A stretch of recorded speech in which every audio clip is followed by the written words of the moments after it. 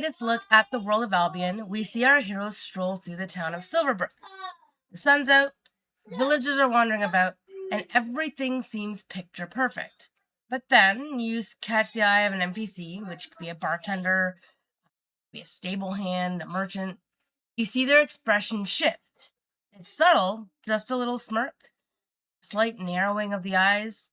They know who you are, and they remember what you did. This feeling, this promise of a truly living, reactive world, is being sold as the next great leap in role-playing games. Exactly, and welcome to Nerdscape Odyssey, Geek Adventures in all forms. I'm Tyler the Gamer Dad, and I'm here today with my co-host and wife, Ashley the Gamer Mom. You may hear some stuff in behind the scenes because we're recording during the daytime, and our kids are up and about. Actually, Peyton, Georgia, come here. This is Georgia. 4 years old. And she likes to be a princess. She likes to play dress up. She's really shy. That's Peyton. Yahoo. That's what she always likes to say. That's her catchphrase. This is our Minecrafter. Yeah, she wants to be a big YouTube star and play Minecraft. But yeah, these two will be in the background, and they can make noise. Anyway, back to the topic at hand. But what if I told you that this revolutionary idea, this intricate social simulation we're seeing in the new Fable, has a secret origin? What if I told you that its genius isn't new at all, but is actually a direct evolution of a legendary, famously busted, and widely memed system from nearly 2 decades ago? Because when you peel back the layers of Fable's shiny new coat of paint, you find a ghost. You find the unmistakable DNA of Elder Scrolls 4 Oblivion, and it's bonkers. Beautiful and groundbreaking Radiant AI.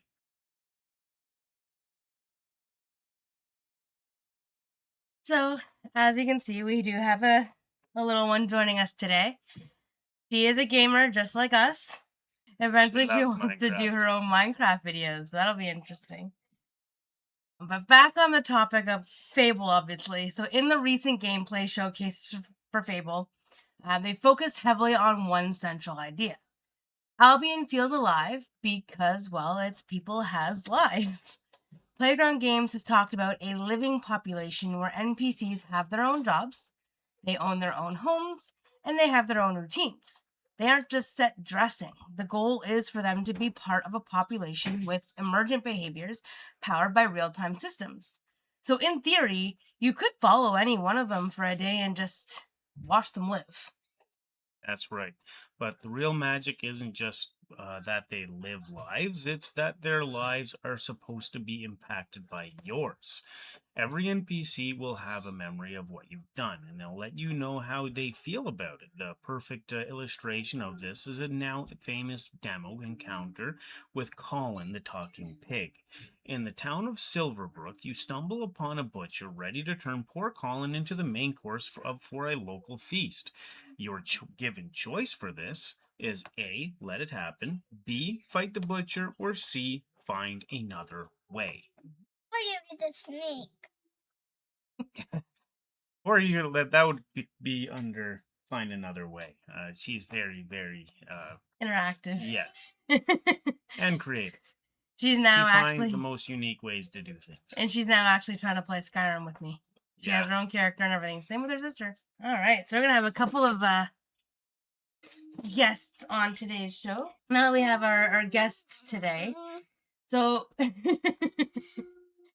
back to what Tyler was saying with the demo. In the demo, the hero chose to pay the butcher off, and it essentially saved the pig's life.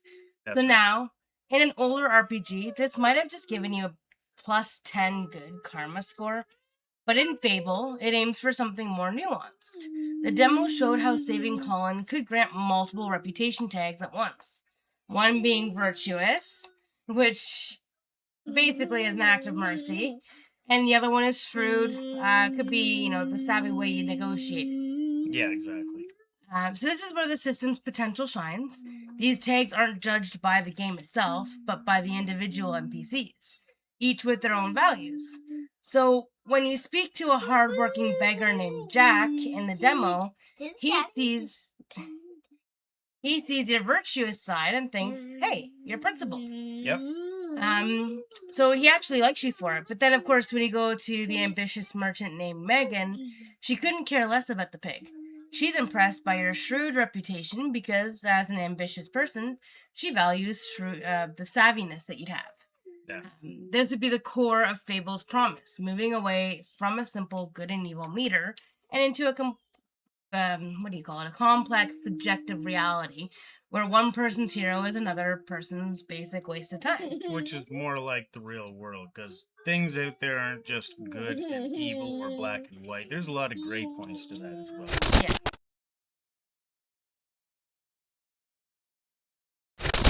Now, what makes this proposed system so compelling is that Fable isn't trying to hide the math. As one analyst puts it, the reputation system is appealing not just because it feels real, but because it's nakedly mechanical. It seems to turn your decisions into a clear set of data points. He has fun.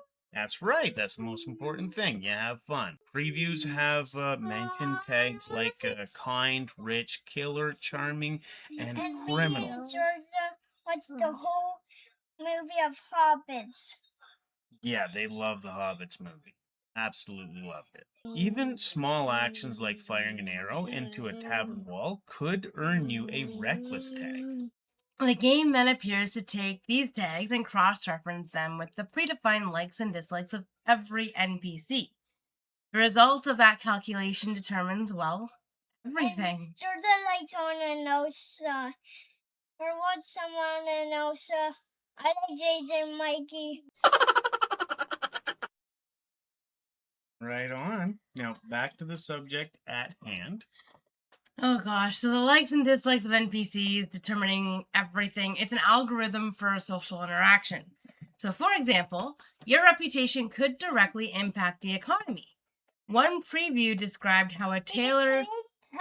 tattoo behind things or tagging or more tag people. He do sneak tag maybe. You're starting to realize what it's like to be a parent. Yes, as one preview did describe, there's a tailor named, I believe it's either Ryan or Rianne, who dislikes the shrewd tag, might jack up her prices to 80% just for you. Conversely, another merchant who values your savvy nature might actually offer you a discount. Now, this system is meant to govern social outcomes as well. A bartender might be more open to a romantic relationship if you've cultivated a charming reputation, and it dictates simple behavioral cues, like whether a stranger greets you with a warm smile or a cold scowl. Or a bad guy. You go fight bad guys sometimes. That will be the most fun part of it, fighting bad guys. Now, the developers have indicated the goal is transparency. When it comes to transparency, when you speak to an NPC, a panel might pop up and show you how they feel about you, as well as why. So crucially, this system seems designed to be gamed. It's the game within a game. If you get a reputation as killer and don't like that social fallout, developers have hinted at a few options.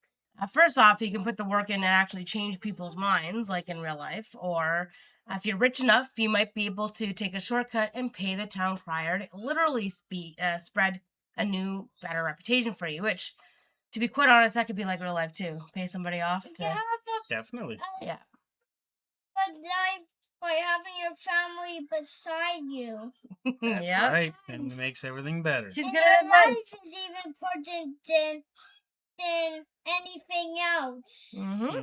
So it's a fascinating blend of life sim and social strategy, creating a world where NPCs appear to watch, gossip, and even hold grudges, all driven by a clockwork of visible mechanics.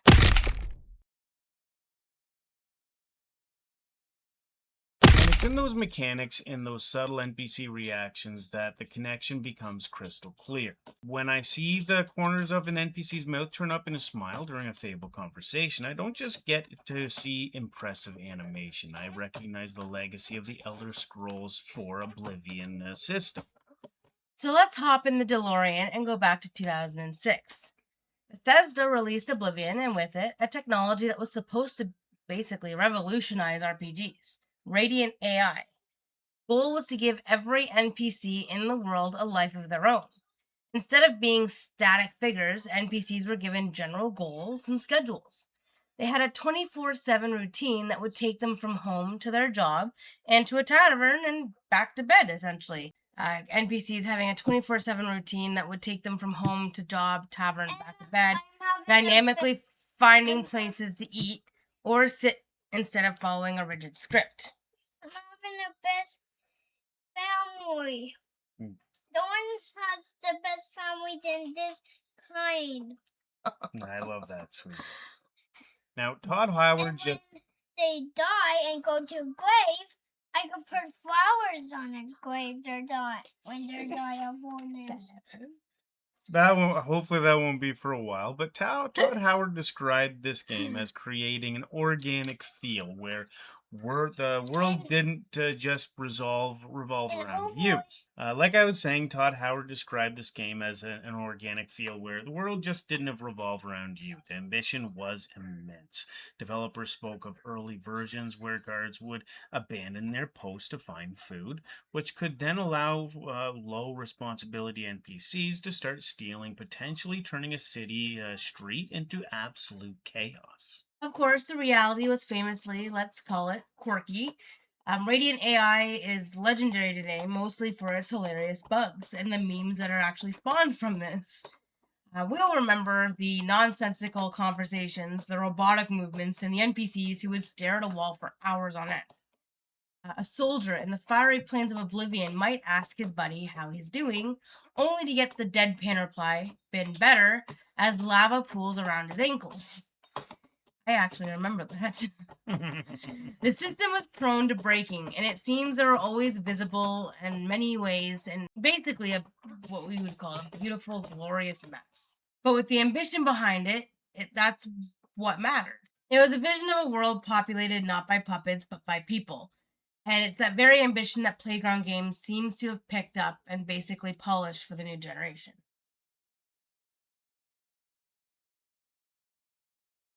While subsequent Bethesda games like Skyrim and Fallout 4 continued to use Radiant AI, the system became much subtler and faded into the background.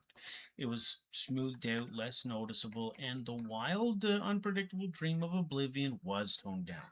For a long time, it seemed like a few major studios, with notable exceptions, of course, like Fantastic Nemesis System and Shadows of Mordor, would again attempt such an overtly clockwork world. So, Skyrim and Fallout 4, by the way, I'm actually currently playing Skyrim. Mm-hmm. Like I said, I have a character. Peyton has a character. My youngest... And Mom has 2 characters. I actually have 2, yes. Yes, and Georgia has 1 character. Love that game. But when it came I to... also love Skyrim. Skyrim is what she called it. That's right. But then, of course, the Fable reboots. While there's no official link, Playground Games appears to be reviving the spirit of Radiant AI and evolving it in a crucial way. Where Oblivion gave NPCs needs and schedules, Fable's giving them personalities and memories. Yes. So, which is crazy to think of. But Oblivion's system was primarily about autonomous NPC behavior, what they did when you weren't around. Fable's system is all about their reaction to you. Yeah. So it's a fundamental shift in focus. And it's also all about having fun, too. Yeah, it's all about having fun. Saying. But the dream is no longer just about an NPC deciding to go to a tavern at 8 p.m. It's about the bartender at the tavern remembering you saved his sister from a Bulverine. I think it's Bulverine? Yeah, I think so. And giving you a drink on the house. It's about a blacksmith who might like that you kick chickens, while a farmer in the next town over hates you for it. Exactly. Fable seems to be taking the foundational idea of the dynamic NPC population and layering a sophisticated, transparent system of social mechanics right over the top. The result is a world that just feels as alive as the dream of Oblivion was promised, but with consequences that are far more personal, strategic, and deeply entwined with your own journey. It's a good argument that the most innovative parts of modern RPGs are often built by standing on the shoulders of giants, even if those giants were a little bit clumsy. Subscribe to our video if you like it. This evolution from one iconic RPG to another is absolutely fascinating. So the way a flawed but ambitious idea from 2006 is being seemingly perfected for a new generation is a testament to how game design grows over time. If you're as excited as I am to see just how deep these social systems go, let me know in the comments and what kind of hero or perhaps what kind of shrewd, kind criminal you plan to be in Albion. Exactly. Or, actually, while you're down there, if you enjoy deep dives like this, consider subscribing for more on the games that define our hobby. Or, if you want to just see a little bit more cuteness, every now and then, obviously, they might come into a video or two. Yep, that's right. They like to have their opinions. Other videos, if you can watch our other videos, we will be on the outside. We're going to soon have a Minecraft video. In the end, Fable's potential genius may not lie in creating something entirely new, but in its courage to perfect something pretty old. It's embracing a nakedly mechanical approach to social simulation that many RPGs try to hide. But by doing so, it's giving players a transparent set of rules they can actually understand, manipulate, and ultimately use to craft a truly unique identity. The game feels like a spiritual descendant of Oblivion's Radiant AI, taking that original dream of a world full of NPCs with their own lives and evolving it into a world full of NPCs who have strong opinions about your life. Fable isn't just simulating a world. It's promising to simulate a web of relationships.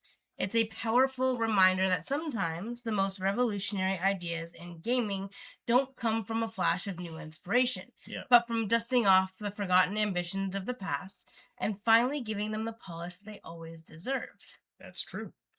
Now, at Peyton's turn to close it out. They deserve to have fun. And thank you for joining us. And we'll see you again on the next one.